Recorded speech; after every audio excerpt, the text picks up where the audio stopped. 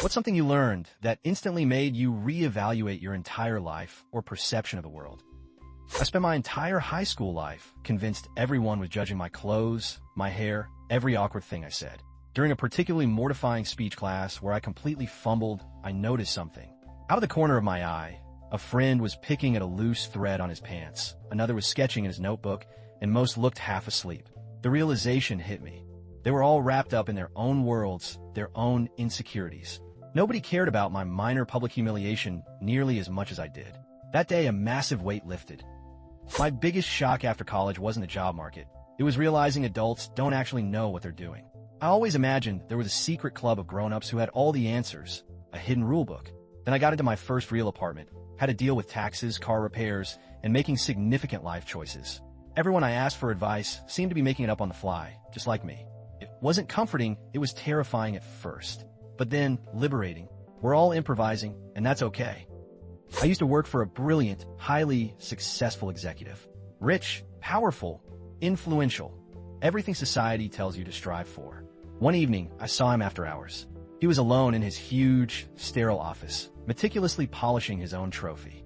Not a secretary, not a cleaner, just him, wiping dust off a symbol of achievement. The sheer loneliness and almost desperate focus on that inanimate object made me question what success truly means. It looked less like triumph and more like a gilded cage. I was seriously stressed in my late 20s, watching friends get engaged by houses' promotions. Felt like I was falling behind in some invisible race.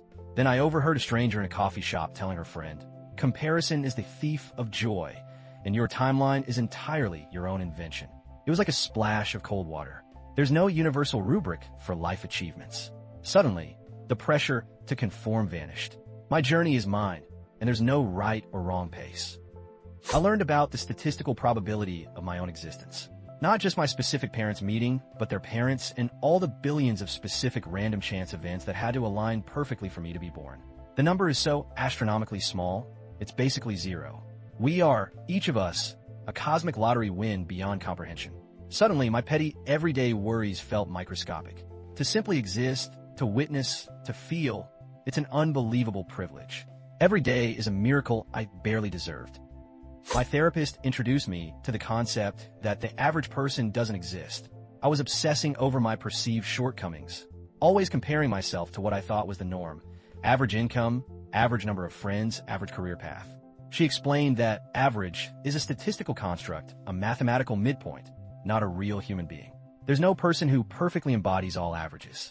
It clicked instantly. The goal isn't to be average, it's to be you. And that's a beautiful, unique thing. I used to procrastinate on anything that felt like a big task, a messy house, a huge work project, learning a new skill. The sheer scale would paralyze me. Then I learned about the compound effect.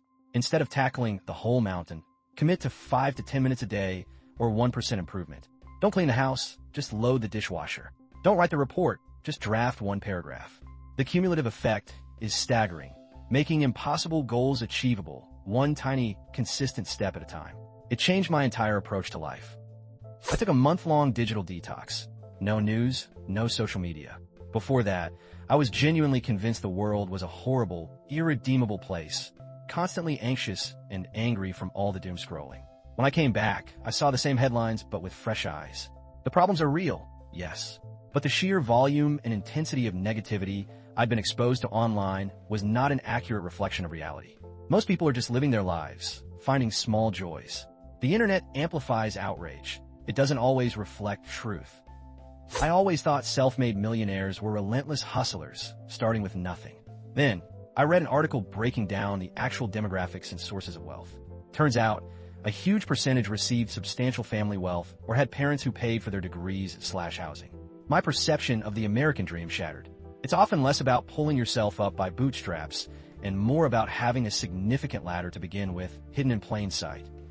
My biggest lesson came from trying desperately to fix my perpetually unhappy friend.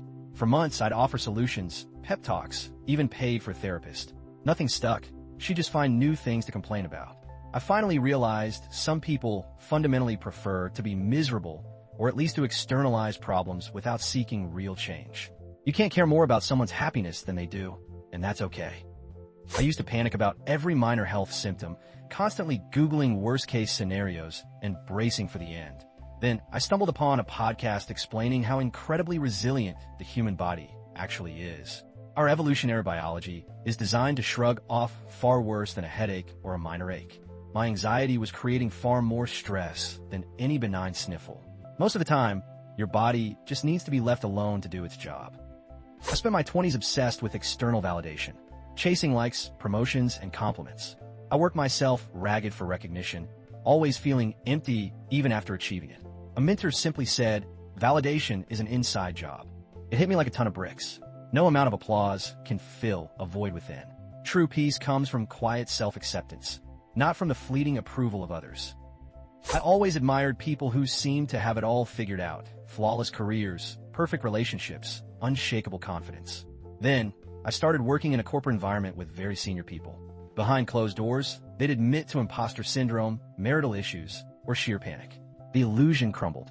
Everyone, absolutely everyone, is just winging it, making it up as they go. It's both incredibly liberating and terrifying all at once. My entire life, I believed creativity was this rare, mystical gift bestowed upon a chosen few. I certainly wasn't one of them. Then, I took a design thinking workshop, and the instructor explained it's a skill, a process, a muscle you develop through consistent practice and experimentation. It demystified everything. Creativity isn't about waiting for lightning to strike. It's about showing up, making mistakes, and iterating. My entire approach to problem-solving changed.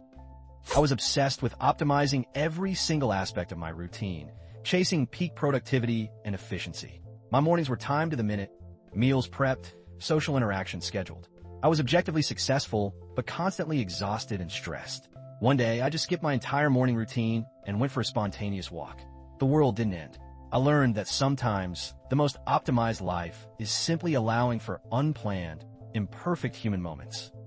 I always viewed retirement as this distant, golden age of endless freedom and relaxation. Then I saw my grandparents, after working their entire lives, struggling to make ends meet, plagued by health issues, and bored out of their minds with nothing to do. It suddenly dawned on me that freedom isn't a future state earned by decades of grind.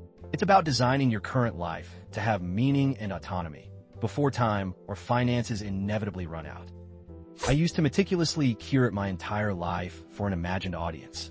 Every decision, from career paths to apartment decor, was filtered through what would others think. I spent years worrying about distant relatives or high school acquaintances. Then I read something simple. Most people are too busy worrying about what you think of them. That profound realization was instantly liberating. The sheer amount of mental energy I had wasted on perceived judgments vanished. I finally started living for me. I was stuck in bumper-to-bumper traffic, fuming, late for an important meeting. My heart pounded, the usual road rage. Then a podcast played. You can't control the traffic, but you can control your reaction to it. It sounds simple, but truly internalizing that single concept, that my only real control is over my own perspective, completely shifted everything. Traffic isn't a stress trigger anymore. It's just an opportunity for an audiobook. So much wasted energy gone. I was backpacking, visited an ancient temple, thousands of years old, mostly crumbling ruins. Standing amidst those decaying stones, I felt the immense weight of time. Empires rise and fall, great works turn to dust. My personal anxieties felt so incredibly small. It wasn't depressing, it was profoundly liberating. Understanding that everything is truly temporary, successes, failures, even myself, made me cherish the present fiercely. It also made letting go of attachment to outcomes so much easier. Everything passes. My grandfather, a quiet man who worked as a janitor his whole life, passed away. I'd always seen him as just ordinary. At his funeral, stories poured out, not of grand achievements, but small, consistent acts of kindness. Anonymously paying for groceries, always having a listening ear.